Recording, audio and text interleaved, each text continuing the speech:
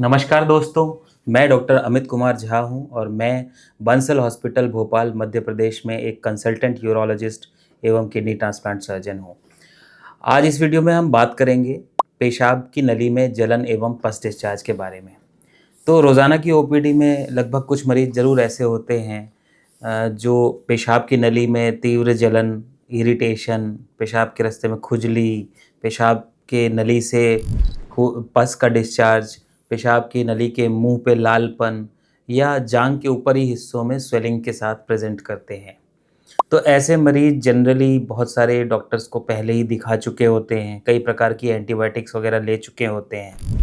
लेकिन proper history taking ना होने की वजह से इनकी डायग्नोसिस कभी सही प्रकार से हो नहीं पाती है और कई तरह की दवाइयाँ लेने के बाद भी उनको रिलीफ नहीं मिल पाता है। तो इस पर्टिकुलर वीडियो में हम इन्हीं चीज़ों के बारे में डिस्कस करेंगे। तो जहाँ तक मैं बात करूँ पेशाब के रास्ते से पस डिस्चार्ज जिन मरीज़ों को आ रहा है, उनकी पहले तो कंप्लीट सेक्सुअल हिस्ट्री लेना बहुत इम्पॉर्टेंट होता है। क्या वो सिंगल पार्टनर्स के साथ हैं या मल्टीपल सेक्सुअल पार्टनर्स के साथ हैं? क्या वो कोई कॉन्ट्रासेप्टिव यूज़ कर रहे हैं या नहीं यूज़ कर रहे हैं? क्या वो कमर्शियल सेक्स वर्कर्स के पास गए हैं या नहीं गए हैं? अक्सर कुछ डॉक्टर्स कभी ये हिस्ट्री लेने में असफल रहते हैं, मरीज़ भी हिचकिचाते हैं ऐसी बातें डिस्कस करने से और इसी वजह से उनकी सही तरह से डायग्नोसिस नहीं हो पाती है। तो अगर आपको इस तरह के सिम्पटम्स हो रहे हैं और आपकी जो सेक्सुअल बिहेवियर वो हाई रिस्क बिहेवियर है, तो आपको जब आप उपचार करवाने जा रहे हैं किसी भी डॉक्टर के पास और यूरोलॉजिस्ट के पास, तो इस तरह की अपनी सारी हिस्ट्री खुलकर डिस्कस करना बहुत इम्पॉर्टेंट है। तो आइए जानते हैं कि जब आप ये बातें अपने यूरोलॉजिस्ट से शेयर करते हैं, तो इसकी फिर आगे क्या ट्रीटमेंट और डायग्नोसिस होती है। डायग्नोसिस इसकी बहुत ही सिंपल होती है और ट्रीटमेंट भी बहुत स्ट्रेट फॉरवर्ड होता है।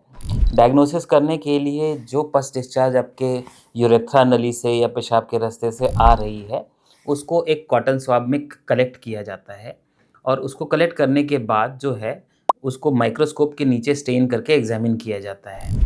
जब इस प्रकार से हम परीक्षण करते हैं उस डिस्चार्ज का, तो उसमें कुछ बैक्टीरिया दिख जाते हैं। जैसे गोनोरिया के बैक्टीरिया जो हैं, इसमें एक पर्टिकुलर पैटर्न होता है, उस हिसाब से वो दिखते हैं।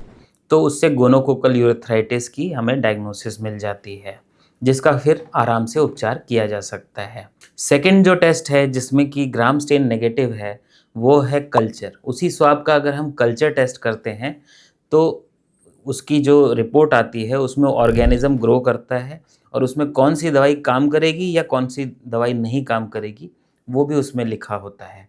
तो ग्राम स्टेन और कल्चर ये 2 इम्पॉर्टेंट टेस्ट हैं जो इसकी डायग्नोसिस बनाने में हेल्पफुल साबित होते हैं।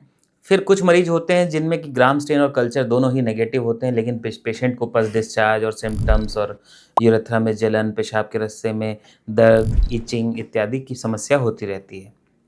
तो ऐसे में हम क्लैमिडिया के लिए टेस्ट करते हैं। क्लैमिडिया की टेस्ट जो है वो पीसीआर या न्यूक्लिक एसिड एम्प्लीफिकेशन टेस्ट के द्वारा किया जाता है, जिसमें कि उस पर्टिकुलर कीटाणु के डीएनए को एम्प्लीफाई करके या कई गुना मल्टीप्लाई करके उसका लेवल नापा जा सकता है। ये लेवल अगर एक पर्टिकुलर सीमा से ऊपर होता है, तो फिर हम क्लैमिडिया यूरेथ्राइटिस की डायग्नोसिस बना पाते हैं। तो इस तरह से अगर हमने डायग्नोसिस बना ली, जो 2 मेन सबसे इम्पॉर्टेंट कारण हैं गोनोरिया और क्लैमिडिया, तो फिर इसका हमें ट्रीटमेंट कैसे करना है? ट्रीटमेंट की बात अगर मैं करूँ तो इसमें 2 कॉमन एंटीबायोटिक्स हैं, एक सेफ्ट्राक्सोन और एक डॉक्सीसाइक्लिन। सेफ्ट्राक्सोन जो है आईएम या आईवी रूट से दिया जाता है, इसकी एक सिंगल डोज़ ही काफ़ी होती है और इसके साथ-साथ डॉक्सीसाइक्लिन नाम की एंटीबायोटिक सुबह-शाम 7 दिन तक लेनी होती है। इस प्रकार से ट्रीटमेंट करने से 95% से भी ज़्यादा मरीजों को कंप्लीट रिलीफ मिल जाता है। पर ऐसे मरीजों में एक ख़ास बात होती है कि जब तक इनके सेक्सुअल पार्टनर्स को भी हम ठीक नहीं करें और सेफ सेक्स प्रैक्टिस के तरीके इनको ना समझाएँ, तो वो ये चीज़ें बार-बार रिकर होती रहती हैं, बार-बार मरीज हमारे पास आता रहता है। तो इसमें जो इनके सेक्सुअल पार्टनर्स हैं, अगर उनको कोई सिम्पटम्स हैं, तो टेस्ट करके या सिम्पटम्स नहीं भी हैं, तो उनकी स्क्रीनिंग करके उनका उपचार भी करना चाहिए और मरीज़ को आगे के लिए सेफ सेक्स प्रैक्टिसेस यानी कि बैरियर कॉन्ट्रासेप्टिव्स के बारे में बताना चाहिए। तो इस प्रकार से इसका बीमारी का पूरी तरह से इलाज संभव है और इसमें रिकरेंस से भी बचा जा सकता है। इस वीडियो में इतने ही। धन्यवाद।